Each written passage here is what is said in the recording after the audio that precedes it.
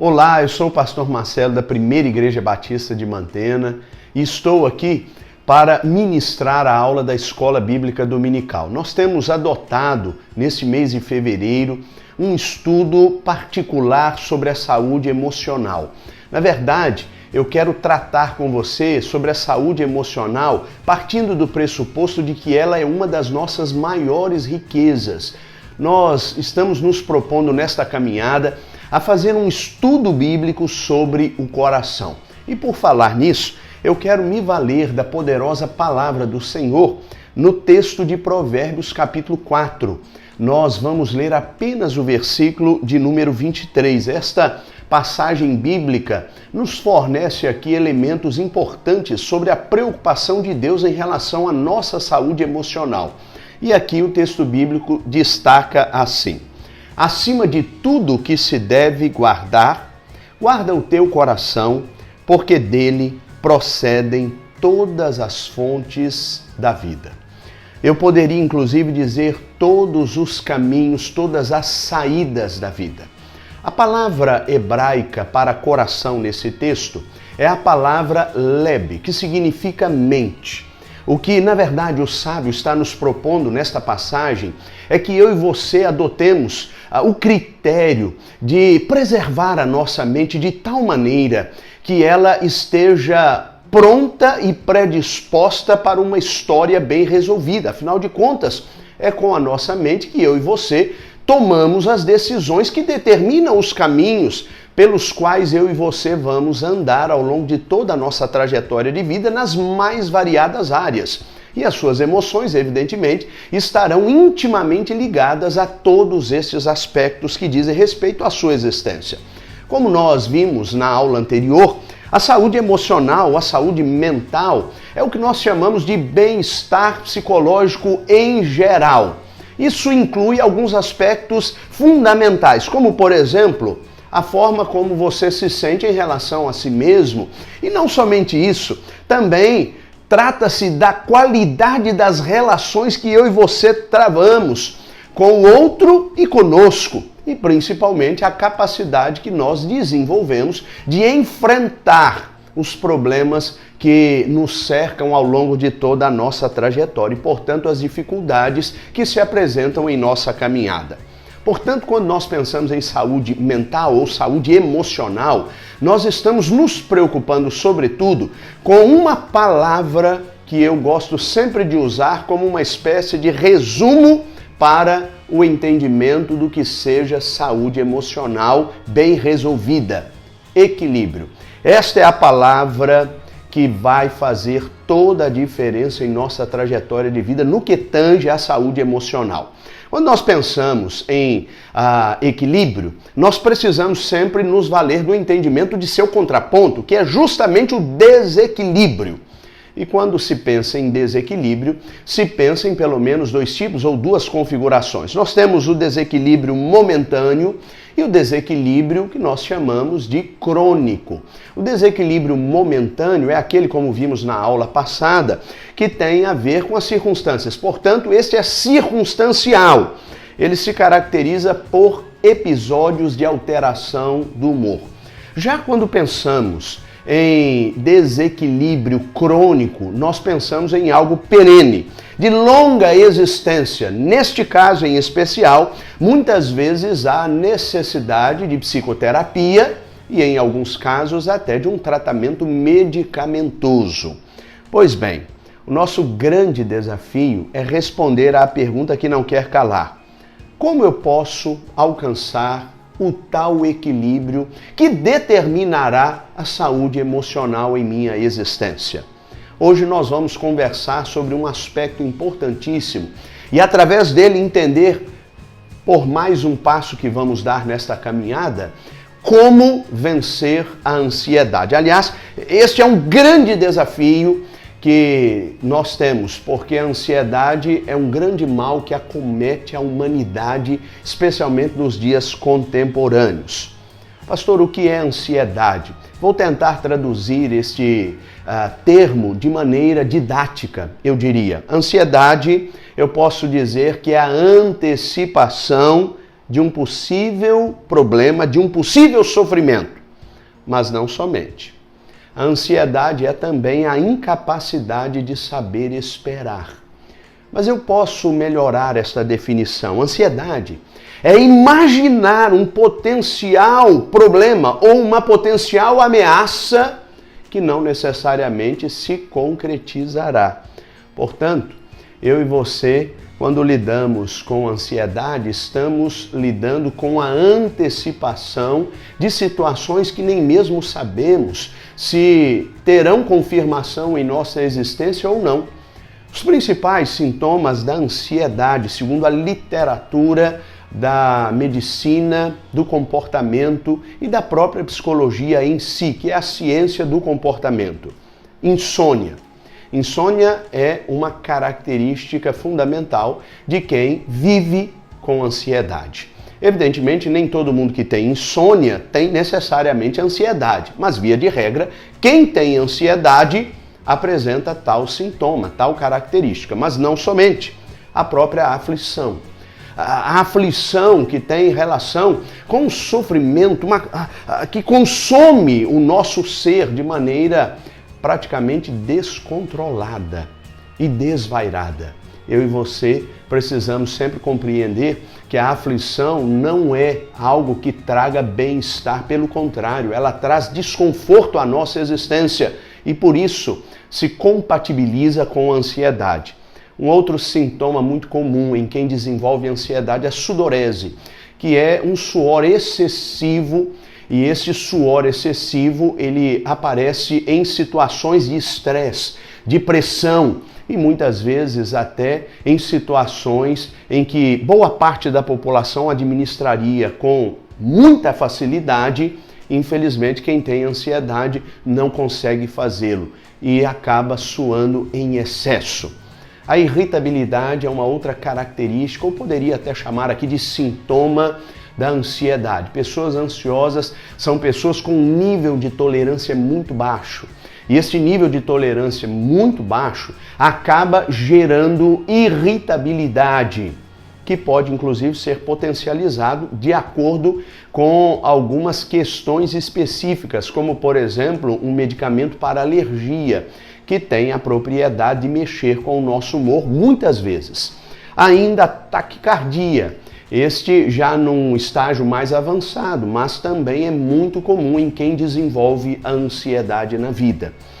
Também o transtorno da ansiedade pode gerar tremor nos membros. Pessoas ansiosas têm dificuldade com a coordenação motora, porque comprometem literalmente a coordenação motora. Tem tremor nos membros e isso é um indício, um forte indício de que a pessoa está desequilibrada emocionalmente. Ainda receio excessivo. Pessoas ansiosas têm muito medo de fracassar. Por isso essas pessoas têm medo de se arriscar e normalmente quando o medo de se arriscar se apresenta, essas pessoas literalmente travam na vida. E é interessante como muitas pessoas têm inviabilizado a sua existência nos mais variados setores de sua trajetória por conta do receio excessivo de fracassar. A impaciência é um outro elemento que está presente na vida de pessoas que desenvolvem o transtorno da ansiedade. Aliás, uma coisa importante é que a impaciência ela tem se tornado uma característica reinante no nosso tempo para a nossa geração. Eu e você devemos tomar imenso cuidado porque a impaciência ela nos faz muito distantes daquilo que Deus pensa, inclusive para o exercício da nossa fé. Perfeccionismo. Nem todo perfeccionista é ansioso, mas normalmente pessoas ansiosas são perfeccionistas. Aliás, por uma razão muito óbvia. As pessoas que são ansiosas, elas, como disse há pouco, têm medo de fracassar, então elas trabalham meticulosamente para que todas as suas tarefas e atividades sejam feitas no melhor do seu potencial. Estas pessoas são, portanto, bastante exigentes. Pessoas ansiosas têm normalmente pensamento fixo. Aqui já num desenvolvimento, inclusive, de uma configuração do transtorno de ansiedade, que é o transtorno obsessivo. mas vamos falar disso num outro momento. Aqui quero focar apenas na ansiedade. Pessoas ansiosas têm pensamento fixo, não conseguem se desligar daquilo que começa a atormentar a sua paz. Agora, pastor, como é que se constrói uma pessoa ansiosa? Porque isso não acontece do nada. Como é que uma pessoa ansiosa se faz? Como é que a ansiedade se instaura na vida do ansioso? A ansiedade, ela pode ser construída de duas formas. E eu vou falar um pouco delas agora. Primeiro, o que nós chamamos na psicologia de construção primária.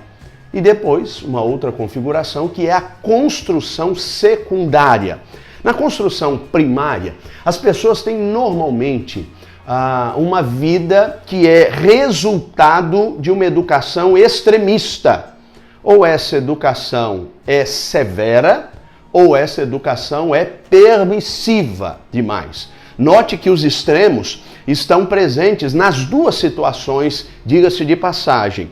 Então, essa construção primária, ela acontece normalmente quando, por exemplo, o sujeito foi resultado ou é resultado de uma educação repressiva, é o que nós chamamos na psicanálise, por exemplo, de educação castradora. Uma educação bastante exigente, com muitas cobranças e com muitos cortes, com muitas limitações para a existência do ser. Mas, além disso, uma necessidade extrema de aprovação. As pessoas que estão enquadradas neste tipo de construção da ansiedade, estas pessoas normalmente elas têm uma necessidade enorme de aprovação, uma vez que elas foram cobradas e exigidas ao extremo dentro de casa. Então, elas querem sempre dar resultado e apresentar resultado. E a pressão por bons resultados na vida, inclusive nos relacionamentos, esta pressão acaba gerando um medo muito grande e ela acaba se vulnerabilizando ao extremo. Mas quando nós pensamos no outro extremo, que é a educação permissiva, nós temos algumas características que são, digamos assim, um tanto quanto distintas da educação repressiva. Ambas estão dentro do que nós falamos de construção primária do sujeito no quadro de ansiedade. Neste caso em especial, a exigência, ela normalmente não existe. Então, o sujeito é literalmente deixado para um crescimento, digamos assim, natural, como diria um excelente psicólogo do comportamento, porque ele era inclusive da linha comportamental do behaviorismo clássico.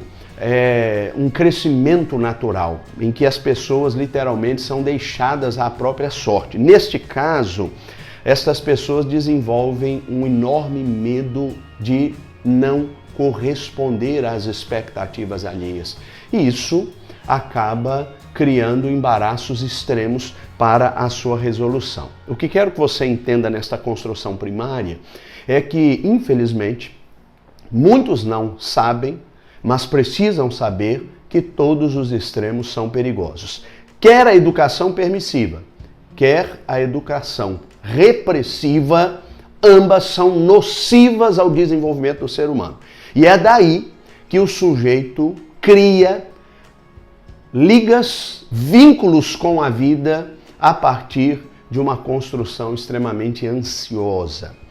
Por isso, o caminho para uma vida bem resolvida é, dentro da perspectiva da educação, uma educação equilibrada. Lembre-se do que dissemos lá no início.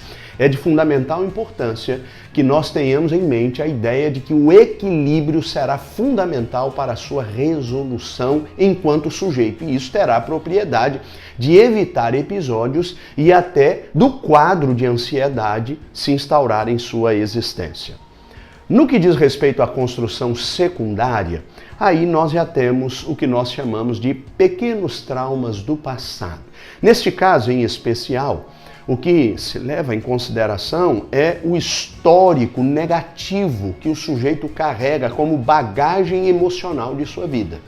Esta pessoa foi exposta a uma série de traumas, como, por exemplo, críticas excessivas dentro de casa, como, por exemplo, algumas rejeições nos relacionamentos que travou na adolescência, como, por exemplo, até mesmo algumas perdas que vão desde questões muito pequenas até questões muito complexas. Portanto, esse histórico negativo traz esta pessoa de uma existência, digamos assim, tempestuosa, de uma existência perturbada em sua essência.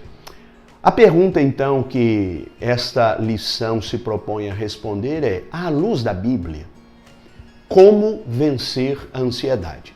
Creio que este é o seu propósito, ao entender o que significa ansiedade e o mal-estar que ela causa em nossa existência. O que a Bíblia diz a esse respeito? Como nós podemos vencer a ansiedade? Então, nós vamos começar com o primeiro tópico desta lição. Em primeiro lugar, saia o quanto antes da posição de vítima e seja agente da própria história. Eu quero desafiá-lo no nome de Jesus a não se vitimizar, embora você possa eventualmente até ser vítima de um processo mal elaborado, mal administrado no sistema familiar e até no sistema profissional no qual você se encaixa, quem sabe até nos vários relacionamentos que dizem respeito à sua existência. Isso tudo pode ser verdade, mas você deve incutir na mente o entendimento de que você é agente da própria história. Aliás, lembre-se do que lemos no texto básico desta lição. De todas as coisas que você deve preservar, preserve sobretudo a sua saúde mental, a sua mente, o seu coração, porque é daí que os caminhos, as saídas da sua existência existirão e acontecerão. Nós vamos ler um texto que eu indico para a nossa reflexão. E esse texto está no livro do profeta Ezequiel. E eu quero convidá-lo a esta leitura da palavra do nosso Deus. Esse texto, ele nos traz aqui algumas lições fantásticas. Nós vamos ler no capítulo 18 apenas o versículo de número 20. E o texto bíblico aqui nos diz assim: aquele que pecar, esse morrerá. O filho não levará a culpa do pai, nem o pai levará a culpa do filho. A justiça do justo estará sobre ele, e a impiedade do ímpio cairá sobre ele. O que quero que você entenda nesta passagem bíblica é que eu e você somos agentes de nossa própria história. Espiritualmente, é assim que estamos concebidos por Deus. E precisamos compreender isso de uma vez por todas. Portanto, ainda que você tenha aspectos negativos de sua trajetória, que até expliquem uma vida mal resolvida, é bom que saiba de uma vez por todas que Deus espera que você entenda que nada disso justificará uma trajetória mal sucedida. Então o transtorno da ansiedade começa a ser resolvido em nossa existência segundo o que a palavra de Deus nos ensina, e isso é corroborado pela ciência do comportamento, em especial a psicologia, a partir do momento em que nós saímos desta posição cômoda, diga-se de passagem, da vitimização e assumimos o compromisso de construir a nossa própria trajetória. Há um outro texto que nos ajuda a entender esta verdade, e eu quero recorrer a ele neste exato momento. O texto está no livro de 2 aos Coríntios, e eu vou ler esta passagem nesse momento com você. O texto de 2 aos Coríntios, eu quero ler aqui no capítulo de número 5, apenas o versículo de número 17. Esta passagem bíblica nos diz assim: portanto, se alguém está em Cristo, é nova criação. As coisas velhas já passaram e surgiram coisas novas. Esse texto é fantástico, porque ele nos indica que nós temos a opção de sair de uma realidade mal resolvida para uma realidade bem resolvida a partir do momento em que nos encontramos com Jesus. Então, o relacionamento com Deus nos leva ao entendimento de que as coisas velhas precisam ficar para trás. E o nosso discurso precisa ser construído numa nova perspectiva de vida. Quero agora chamá-lo ao segundo tópico da nossa lição. Você quer vencer a ansiedade? Evite sofrer por questões que não dependem de você. Há questões que, infelizmente, extrapolam as suas condições.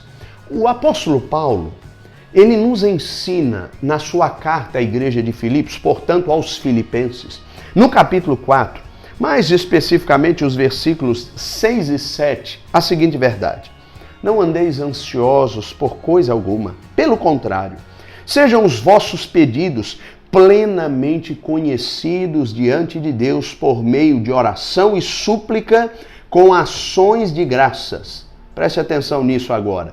E a paz de Deus, que ultrapassa todo o entendimento, guardará o vosso coração e os vossos pensamentos em Cristo Jesus. É impressionante como muitas vezes nós nos deixamos consumir por questões que não dependem de nós. Estão para além da nossa competência, para além das nossas forças. Quero desafiá-lo a evitar consumir-se por aquilo que não diz respeito à sua competência. Você pode até se entristecer, isso é legítimo. Você pode até se indignar, isso também é legítimo.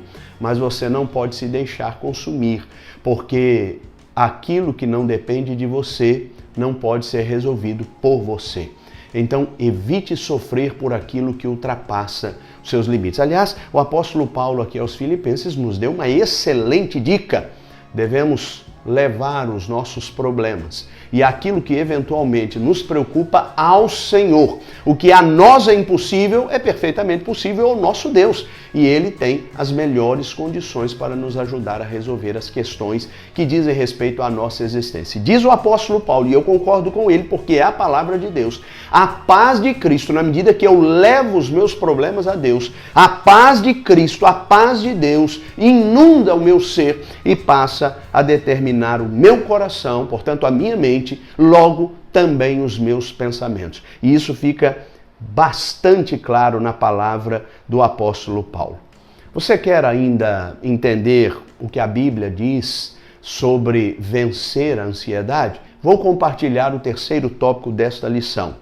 Evite antecipar problemas que dizem respeito ao amanhã. A palavra do Senhor tem ensinamentos que são absolutamente fantásticos a esse respeito. Existe um sermão que foi pregado por Jesus Cristo, que é famoso na Bíblia, registrado inclusive no livro do Evangelho de Mateus, no capítulo 5, no capítulo 6 e no capítulo 7, que foi chamado Sermão do Monte ou Sermão da Montanha. Mais especificamente no capítulo 6, entre os versículos 25 e 34, Jesus nos dá aqui algumas orientações a respeito do dia de amanhã. E olha o que Jesus provoca o nosso coração a pensar. Por isso vos digo, não fiqueis ansiosos quanto à vossa vida, com o que comereis ou com o que bebereis, nem quanto ao vosso corpo, com o que vestireis. Não é a vida mais do que o alimento e o corpo mais do que o vestuário? Olhai para as aves do céu, que não semeiam, nem colhem, nem ajuntam em celeiros, mas vosso Pai Celestial as alimenta. Então disse Jesus: acaso não tendes muito mais valor do que elas? Qual de vós, por mais ansioso que esteja, pode acrescentar sequer uma hora à duração de sua vida? E por que andais ansiosos quanto ao que vestir? Olhai como os lírios do campo crescem. Eles não trabalham, nem tecem. Mas eu vos digo que nem Salomão, nem toda a sua glória se vestiu como um deles. Se Deus veste assim a planta do campo que hoje existe e amanhã é jogada no forno, quanto mais a vós, homens de pequena fé? Portanto, não vos inquieteis dizendo que comeremos, que beberemos, com que nos vestiremos, pois os gentios é que procuram todas essas coisas. E de fato, vosso Pai Celestial sabe que precisais de tudo isso. Mas buscai em primeiro lugar o seu reino e a sua justiça, e todas estas coisas vos serão acrescentadas. Não vos inquieteis, pois, pelo dia de amanhã, porque o dia de amanhã trará as suas próprias preocupações. Basta a cada dia o seu problema. Normalmente o ansioso antecipa sofrimento de algo que potencialmente vai acontecer. Repito, potencialmente vai acontecer. Então não há nenhuma garantia de que de fato acontecerá. Quando nós incorremos nesse erro, nós deixamos de viver o hoje para viver o que nem sabemos se necessariamente viveremos amanhã. Então quero desafiá-lo a não antecipar problemas. Evite antecipar os problemas que dizem respeito ao amanhã. Trate os problemas de hoje, porque disse Jesus, e bem disse Jesus, basta a cada dia o seu mal. Há um quarto tópico que quero compartilhar com você nesse estudo. Lembre-se exatamente de quem é o seu Deus. Quer vencer a ansiedade? Lembre-se exatamente de quem é o seu Deus. Aliás, o salmista foi muito feliz ao nos lembrar que o nosso Deus é capaz de mexer com aquilo que está confuso em nossa alma. No Salmo de número 46, este texto que foi assinado para abençoar vidas, especialmente em tempos de crise e crise de ansiedade, nos diz assim, Salmo 46, versículo 10, aquietai-vos e sabei que eu sou Deus, sou exaltado entre as nações, sou exaltado na terra. Quando nós nos lembramos de quem é o nosso Deus e do que Ele é capaz, nós nos lembramos de que não há qualquer razão para nos perdermos no contexto da ansiedade. A ansiedade, ela é fruto de uma vida mal resolvida, como você está vendo no estudo de hoje. Ela é fruto de uma história negativa.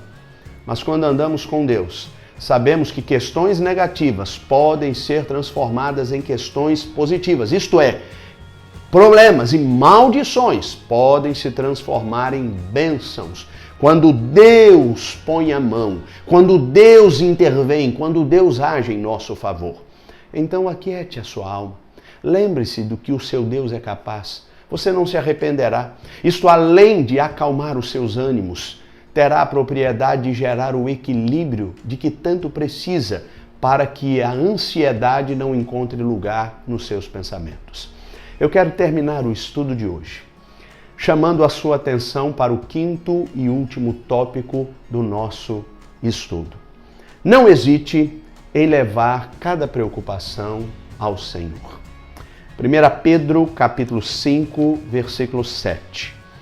Neste texto, Pedro nos traz aqui uma palavra que nos indica o que fazer com a ansiedade, com os problemas da vida, com as preocupações da vida, lançando sobre ele toda a vossa ansiedade, porque ele tem cuidado de vós. Esse versículo é o complemento de um desafio que Pedro faz. Pedro nos desafia a humildemente submetermos-nos à autoridade e ao poder de Deus. E ele diz, humilhai-vos, pois, debaixo da poderosa, da potente mão de Deus, e ele a seu tempo vos exaltará. Quando eu e você lançamos sobre Deus a nossa ansiedade, quando entregamos a nossa causa nas mãos do Senhor, isto tem a propriedade de descansar o nosso emocional. Há inclusive um hino que gosto muito que diz que devemos descansar nos eternos braços do Senhor. Eu não sei o que tem inquietado você, mas sei que você tem perdido a oportunidade de viver em paz, pelo simples fato de não lançar sobre Deus toda a sua ansiedade. Afinal de contas, este Deus tem cuidado de nós, tem cuidado da sua vida e é o maior interessado em vê-lo bem resolvido, em vê-lo em paz. Portanto, não dê lugar à ansiedade no seu coração, é possível vencê-la e é possível transformar a sua trajetória em uma trajetória mais do que vitoriosa. Amém? Eu quero agradecer a sua atenção. Se Deus quiser, na semana que vem, retomaremos este tema e trabalharemos a parte 3 deste estudo, que versa sobre a saúde emocional, que é uma das nossas maiores riquezas, a partir de um estudo bíblico sobre o nosso coração. Que Deus abençoe a sua vida. Lance sobre o Senhor toda a sua ansiedade. Você será feliz, abençoado e viverá em paz. Obrigado pela sua atenção.